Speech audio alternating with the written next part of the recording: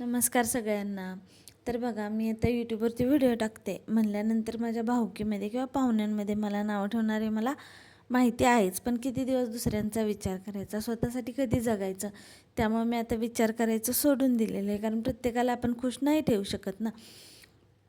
तर मला आज गव्हाचं दळण करायचं होतं आणि मी सगळी कामं आवरून घेतलेली होती. आरुष उठायच्या आधी मला दळण करायचं होतं, कारण तो एकदा उठला की तो मला काहीही व्यवस्थित करू देणार नाही, मला माहीत होतं. पण ते व्हायचं तेच झालं. तोही उठून बसला.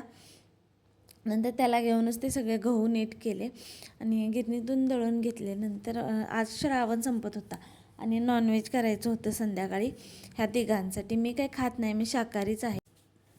मग त्याच्या तयारीला लागले. जेवणाच्या पीठ वगैरे दळून घेतलेलं होतं आणि पीठ मळून ठेवलेलं. तोपर्यंत चिकन शिजायला ठेवलं आणि मसाला गार होतोय. भाजलेला मसाला, कांदा टोमॅटो वगैरे, खोबरं, आलं लसूण भाजून ठेवलेलं होतं. ते गार होईपर्यंत मी चपात्याही करून घेतल्या आणि चिकन असं शिजून घेतलेलं छान बघा.